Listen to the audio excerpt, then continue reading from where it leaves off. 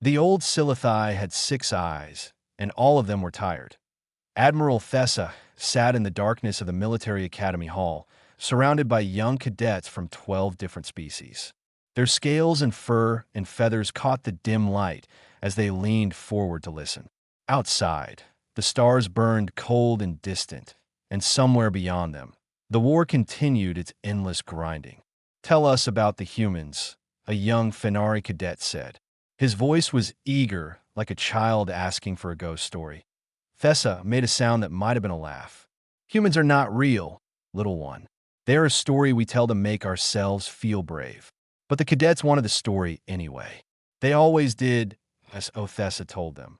Long ago, the legend said there was a world called Earth. It orbited a star so violent that it burned the skin of any creature that stood beneath it. The planet itself was a death trap. Its gravity crushed bones. Its atmosphere was filled with a corrosive gas called oxygen that would eat through metal over time. The water fell from the sky without warning. The ground shook and split open. Mountains exploded with liquid fire, and somehow, impossibly, life grew there. The humans were said to be the survivors of that nightmare world. They breathed poison. They drank the chemical soup that passed for water on their planet. They walked upright under gravity that would flatten most species. And they did not just survive. They thrived. They built cities.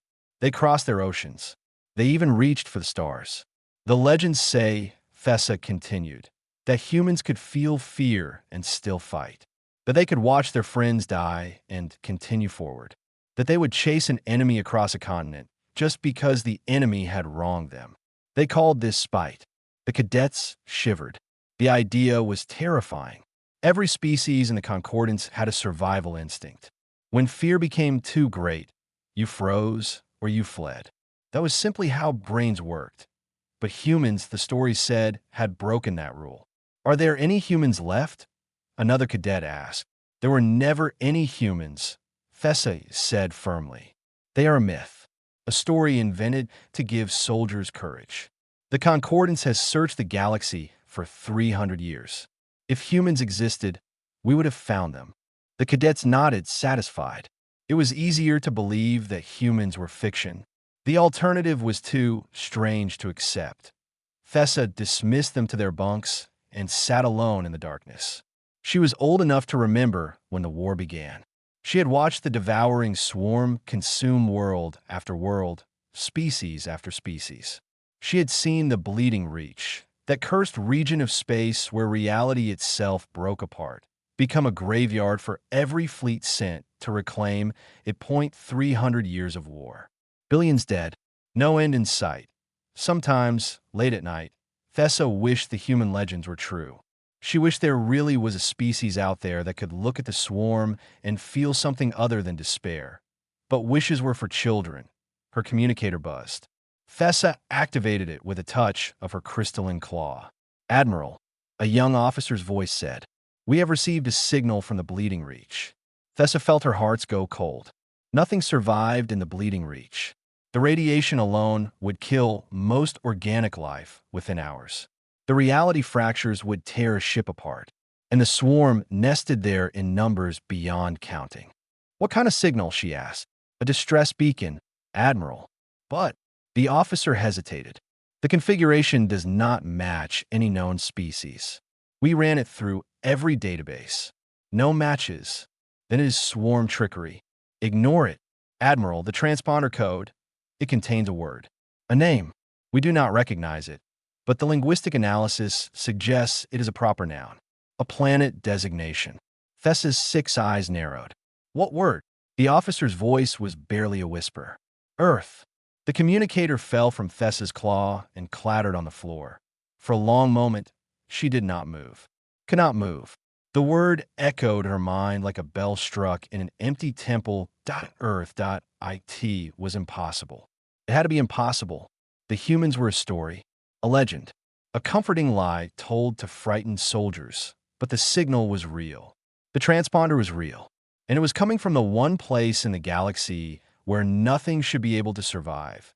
Thessa picked up her communicator with trembling claws. "Alert High Command," she said. Tell them. Tell them to prepare a fleet. We need to investigate. Admiral, what should I tell them we are investigating? Thessa looked out the window at the distant stars. Somewhere out there, in the most hostile region of known space, something was sending a signal. Something that should not exist. Tell them, she said slowly, that the legends may have been true after all. She ended the call and sat in the darkness, her 6 tired eyes fixed on the void. For 300 years, the Concordants had fought alone. For 300 years, they had prayed for salvation that never came. And now, from the heart of hell itself, something was calling out to them. Thessa did not know whether to feel hope or terror. Perhaps she thought they were the same thing. The bleeding reach looked like a wound in the universe. Lieutenant Kira Okanwu had seen many strange things in her years as a scout pilot, but nothing quite like this. Space itself seemed to twist and fold in on itself. Colors bled into each other where they should not. Stars flickered like dying candles, and the radiation readings on her instruments were high enough to make her whistle softly. Nasty place, she said to no one in particular. Her crew of 12 worked calmly around her. They ran their scans, checked their instruments, and made small talk about what they would eat when they got home. None of them seemed particularly worried. To them. This was just another survey mission. Earth had finally developed faster-than-light travel, and now humans were exploring the galaxy. They had expected to find alien life eventually. They had not expected to find it in the middle of what appeared to be a cosmic war zone. Lieutenant, her navigator called out. Multiple contacts approaching. Big ones. I count 47 ships. Kia nodded. Weapons. Armed. Heavily. Well, they probably want to say hello. Open a channel. The ships that dropped out of hyperspace were unlike anything Kira had ever seen. They were elegant, crystalline, beautiful. They moved in perfect formation, their weapons already glowing with charged energy, and they were pointing those weapons directly at her tiny scout vessel. Unknown vessel. A voice crackled over the communication channel. It sounded female, though clearly not human. You are in restricted space. Identify yourself immediately, or you will be destroyed. Kira leaned back in her chair and smiled. This is Lieutenant Kira Okanwu of the Earth vessel Homeward Bound. We are on a peaceful exploration mission. We picked up some interesting signals from this region and decided to investigate. Is there a problem? Silence. Long, stretching silence. Then, did you say Earth? That is correct. 3rd planet from the Sun, Sol system. Lovely place. Bit crowded, though. More silence. Kira could almost feel the confusion radiating from the alien fleet. Finally, a different voice spoke. Older, deeper, heavy with something that might have been shock. This is Admiral Thessa of the Galactic Concordance. Human vessel, you're inside the bleeding reach. This region is lethal to all known life forms. Our readings indicate that you have no radiation shielding, no atmospheric filters, and no gravity compensation. How are you still alive? Kira blinks. She looked at her crew, who shrugged back at her. I am not sure I understand the question, Admiral. The radiation levels here are elevated, yes, but nothing our bodies cannot handle. Our ship has standard hull plating. Is there something we should be concerned about? This time, the silence lasted even longer. Human, Thessa said slowly. The radiation in this region would kill a Silithai in 4 hours. A Fenarian, too. The gravitational anomalies would crush most species. The atmospheric particles alone are toxic to 90% of known life. Huh, Kira said. That does sound unpleasant. Unpleasant. Admiral, I mean no disrespect, but humans evolved on a planet where the primary star bombards us with radiation every day. Our atmosphere is 20% oxygen, which I understand is considered a corrosive toxin by most species. Our gravity is strong enough to make walking difficult for your kind. We are adapted to hostile conditions. Through the view screen, Kira could see the alien ships drifting slightly out of formation, as if their crews had forgotten to maintain position. The legends, Thessa whispered. The legends were true. I am sorry, Admiral. What legends? But before Thessa could answer, alarms began screaming across every ship in the fleet. Contact, someone shouted over the open channel. Swarm signatures. Thousands of them. They are coming through the reality fractures. Kira watched as space itself seemed to tear open. From the wounds poured ships, if you could call them that. They were organic, twisted, nightmarish. Teeth and tentacles and things that had no name. They moved like a swarm of insects, hungry and endless. The Concordance fleet began to turn. Engines flared. Ships accelerated away from the emerging horde. All vessels, emergency retreat. Thessa commanded, fall back to the rally point. We cannot hold against these numbers. Kira watched the alien fleet flee. She watched the nightmare swarm grow larger. And she felt something that surprised her. She felt curious. Navigator, she said calmly, plot an intercept course. Her crew looked at her. They did not argue. They simply nodded and got to work. Human vessel, what are you doing? Thessa's voice was sharp with fear. You cannot engage the swarm. Your ship is too small. You will be destroyed. Kira smite. Admiral, my people have a saying. The best way to learn about something is to poke it and see what happens. That is insane. Probably, Kira agreed. But we have been doing it for about 10,000 years, and it has worked out so far. The homeward bound accelerated forward, toward the swarm, toward the nightmare, toward the thing that had terrorized the galaxy for 3 centuries. Behind her, the Concordance fleet stopped retreating. They watched, frozen in disbelief, as 12 humans flew straight into hell. And they began, for the first time in 300 years, to feel something other than fear.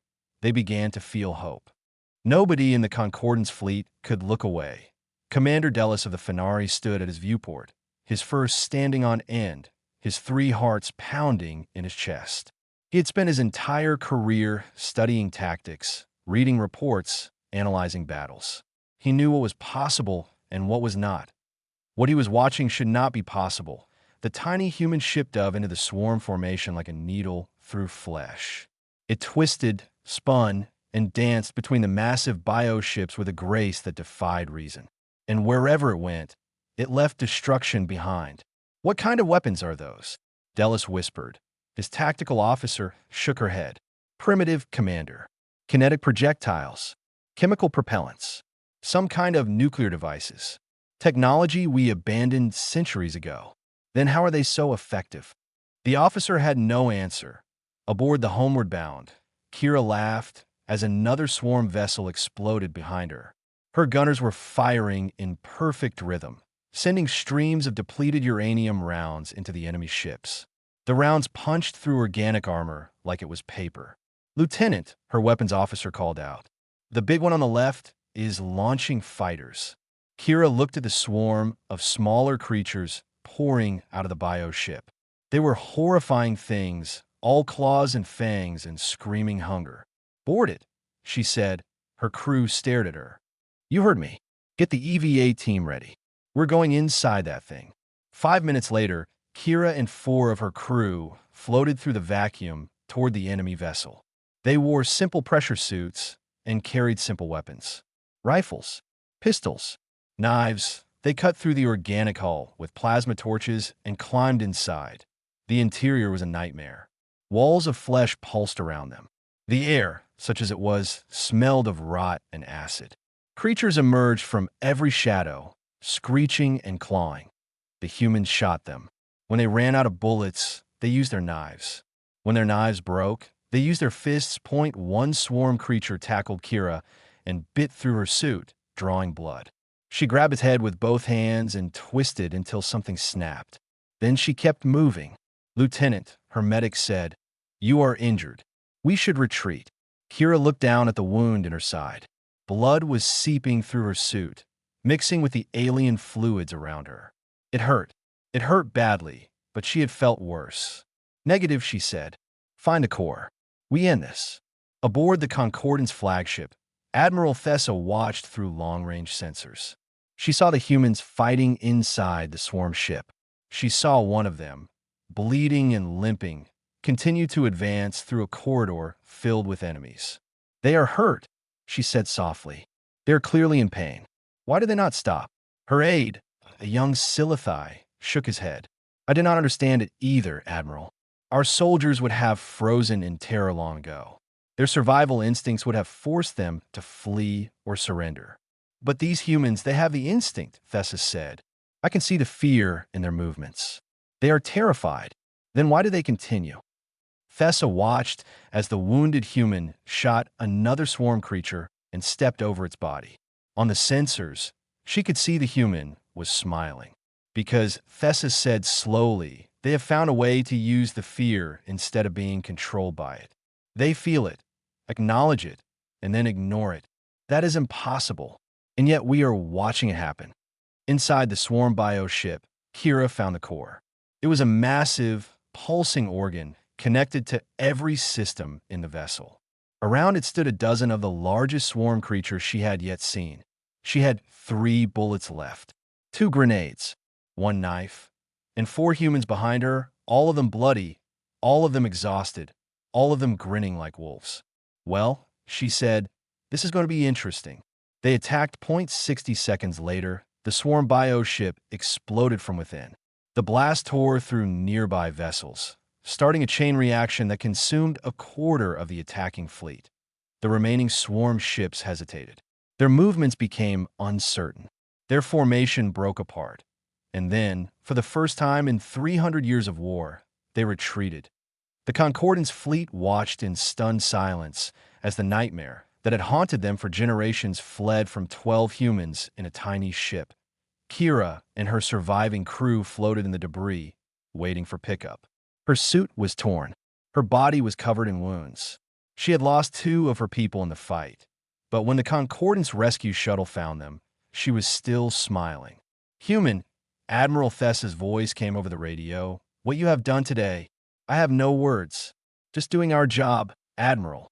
The swarm has never retreated before. Never. Not in 300 years.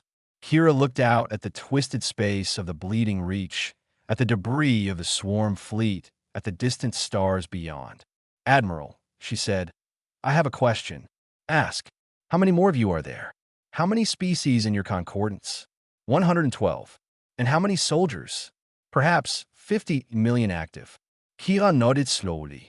Admiral Thessa, there are 9 billion humans on Earth, and we have been waiting a very long time to find something worth fighting for. The silence that followed was the sound of a galaxy learning to hope. The news traveled faster than light that on a frozen moon in the outer territories, a Fenari soldier read the report and dropped his weapon. On a space station orbiting a dying star, Silithai civilians gathered around screens and wept. On 100 worlds, in 1,000 languages, the same word was whispered over and over again. Humans. The humans are real. Within a month, the first human fleets arrived at the front lines. They came in ships that looked crude and ugly next to Concordance vessels. They came with weapons that used gunpowder and nuclear fire. They came with armor that was simple metal instead of energy shields, and they came ready to fight. Commander Della stood in the command center of a forward base, watching the human soldiers disembark from their transports. They were shorter than he expected, softer looking. They did not have claws or fangs or armored scales, but there was something in their eyes, something hard and bright, something that reminded him of fire. They do not look like much, his aide said doubtfully. Neither does acid until it touches your skin, Delis replied. Integration was difficult at first. Human tactics were strange. They did not follow standard protocols. They improvised constantly, changing plans in the middle of battle based on nothing more than instinct. And they asked questions that made no sense. What do you mean you cannot fight at night? A human sergeant asked a group of Fenari soldiers. Our eyes do not function well in darkness. We become disoriented. The sergeant scratched his head. So, wear lights on your helmets. That would reveal our position to the enemy. Then move faster than they can shoot. The Fenari had no response to that. But slowly, things began to change. The humans taught the Concordance new ways of thinking. Not better technology, but better use of what they already had. They showed them how to set ambushes, how to use terrain, how to turn weakness into strength. And they showed them something else. Something that could not be taught in any classroom on a planet called Reveth 3. A human medic named Sarah worked in a field hospital. She treated wounded soldiers from a dozen species, learning their biology on the fly, adapting human medical techniques to alien bodies. One day, a young Silithai soldier was brought in. His crystalline body was shattered. His life signs were fading. Every medic in hospital said he could not be saved. Sarah worked on him for 18 hours straight. She did not eat. She did not sleep. When her hands shook too badly to continue, she steadied them by force of will and kept going. The Silithai survived. When he woke, he looked up at the exhausted human standing over him and asked, "Why did you work so hard?" "I am not one of your kind." Sarah smiled tiredly. "You were hurt. That was enough." Stories like this spread across the concordance. Stories of humans carrying wounded aliens across battlefields. Stories of human engineers working around the clock to repair damaged ships. Stories of human soldiers standing their ground so others could retreat. That on Fenari Prime, a statue was built. It showed a human holding a Fenari child, shielding it from danger. The inscription read, "They came from the darkness to stand in our light." Not everyone welcomed the humans, of course. Some species resented them. Some feared what they represented. Some whispered that humans would become conquerors themselves once the swarm was defeated. But those voices grew quieter as the war continued, because the humans did not ask for power. They did not demand tribute. They did not treat the other species as lesser beings. They simply fought and healed and built. Admiral Thessa visited a human ship one day to observe their training. She watched as young soldiers practiced combat drills, pushing themselves beyond exhaustion, falling down and getting up again. "Why do they continue when their bodies fail?" she asked the human officer beside her. "Because the body can do more than the mind believes," he said. "We learn to ignore the voice that says stop. Is that not dangerous?" "Very. We burn out young. We break easily. But in the moment of crisis, when everything depends on one more step, one more breath, one more second of endurance." He shrugged. "That is when humans shine brightest." Thessa thought about this for a long time. Later, she addressed the Concordance High Council. "I have studied the humans," she said. "I have watched them fight and die alongside our soldiers. And I have learned something important." "What is that, Admiral?" Thessa looked at the assembled leaders, representatives of 100 species who had fought and lost for 3 centuries. "They are not invincible," she said.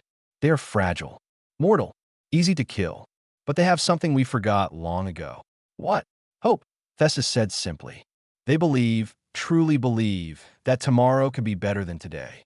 And they will fight to make it so, even when all logic says they should give up." She paused, letting the words sink in. "We have been fighting to survive," she continued. "They fight to win. There's a difference. And if we learn from them, if we remember how to hope, then perhaps this war is not lost after all." The council was silent for a long moment. Then, one by one, they began to nod. The galaxy was learning to hope again, and somewhere in the darkness, the swarm was learning to fear. Deep in the bleeding reach, something ancient was thinking. The Hive Queen had lived for 10,000 years. She had consumed 100 worlds. She had broken species so thoroughly that not even their names remained. For 3 centuries, she had slowly devoured the Concordance, savoring their despair like fine wine. And now, for the first time in her endless existence, she felt something she did not recognize. IT took her many cycles to identify the sensation that IT was doubt. The data streams flowed into her mind from a million sources. Reports from the front lines, analysis of captured technology, recordings of battles lost. The humans defied every model she had built. They should flee when outnumbered. They did not. They should freeze when wounded. They did not. They should break when their companions died. They did not. Instead, they became angry. The Hive Queen had never encountered anger before. Not like this. Other species felt fear and desperation. Humans felt those things too, but they also felt something else. A hot, bright emotion that made them stronger instead of weaker. They called it spite. The Queen sent her finest warriors to test the humans. They attacked civilian transports, hoping to break human morale by killing the weak. The humans responded by hunting the attackers across 3-star systems, never stopping, never resting, until every last swarm creature was dead. She tried psychological warfare, displaying the bodies of fallen humans to their comrades. The surviving humans did not weep or surrender. They got quiet. Their eyes went cold. And then they fought with a fury that terrified even the swarm. One human, captured and tortured for information, refused to speak. When asked why, she laughed and said, "Because you hurt my friends, and now I want to watch you fail." She died without giving up a single secret. The Hive Queen could not understand it. Pain was supposed to break resistance. Fear was supposed to paralyze action. These were universal truths, proven across 1,000 conquered worlds. But humans were not universal. Humans were something else entirely. The Queen made a decision that if psychological warfare would not work, she would strike at the source. She would attack Earth itself. She would destroy the human homeworld and scatter their species across the void. Without a home, they would lose hope. Without hope, they would become like all the others. The largest swarm fleet ever assembled gathered in the Bleeding Reach.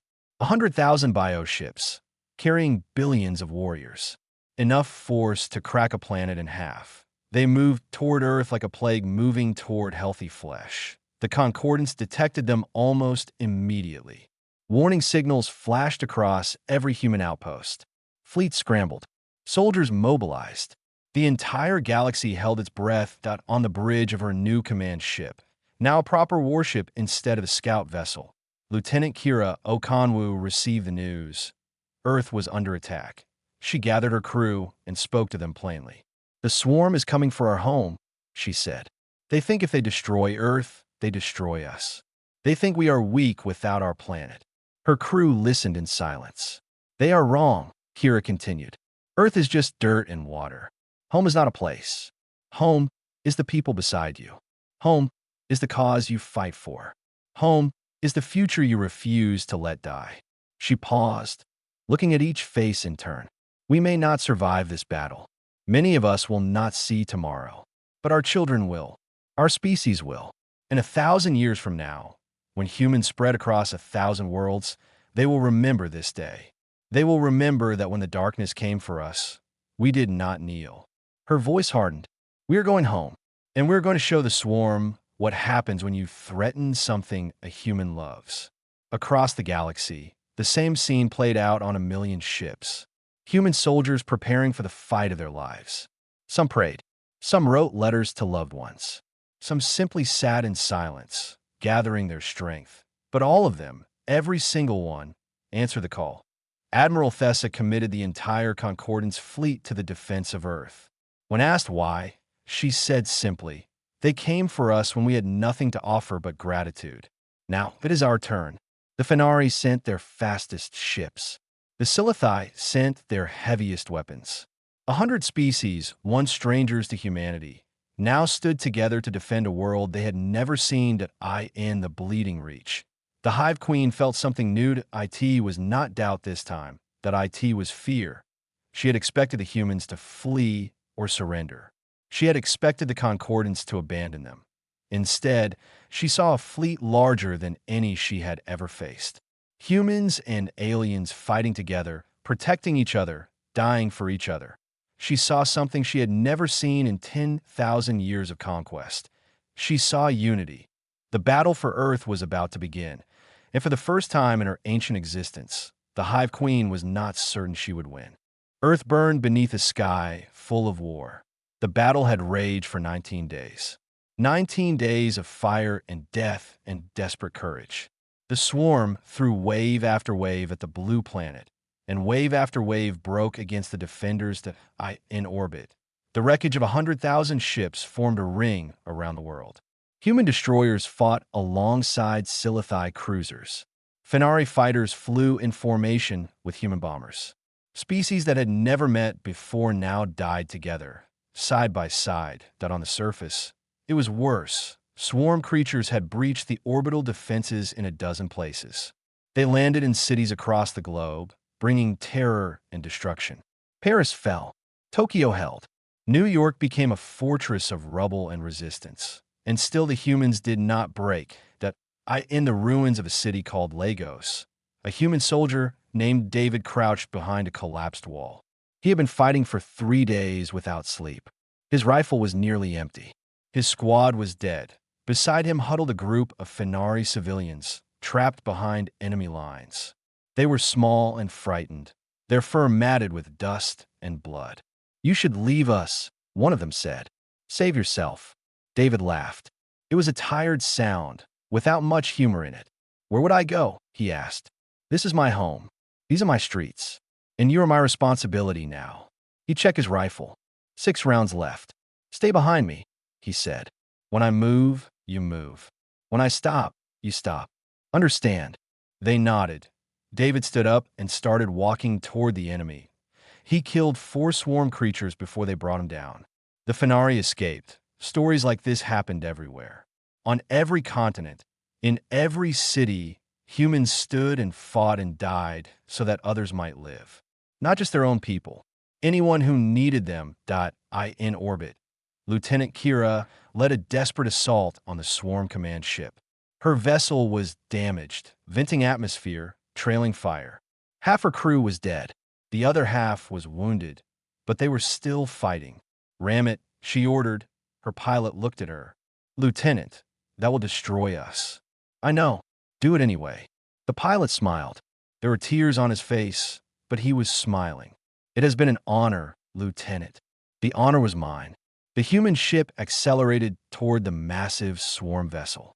At the last moment, Kira activated every weapon she had left, channeling all remaining power into a single devastating blast. The explosion lit up the sky. In the bleeding reach, the Hive Queen felt her command ship die. She felt the connections sever, the millions of minds linked to it suddenly going silent, and she felt something she had never felt before. She felt defeated, not destroyed. The swarm still existed. Billions of creatures still swarmed across the galaxy. But something had changed. Something fundamental. The Queen had learned what happened when you pushed humans too far. You did not break them. You made them angry. And angry humans were more dangerous than any weapon she had ever faced. She gave the order to retreat that on Earth, the surviving defenders watched in disbelief as the swarm pulled back. Ships that had been pressing the attack suddenly turned and fled. Creatures on the ground stopped fighting and began moving toward extraction points. For a long moment, no one moved. Then, slowly, a cheer began to build. It started small, just a few voices. But it grew and grew until it seemed like the whole planet was shouting with one voice. They had 1.3 weeks later. Admiral Thessa stood on the surface of Earth for the first time. The gravity pulled at her crystalline body. The oxygen burned in her lungs. The sunlight was harsh and unforgiving. It was uncomfortable, almost painful. And yet, she understood now. She understood why humans were the way they were. They had been shaped by a world that wanted to kill them. And instead of dying, they had learned to thrive. Beside her stood a young human woman, one of Kira's officers, who had somehow survived the final battle. "What happens now?" the human asked. Thessa looked up at the sky, where concordant ships and human vessels orbited together. "Now we rebuild," she said. "Not just your world. All of them. Together. And the swarm. They will return someday. But they will never forget what happened here.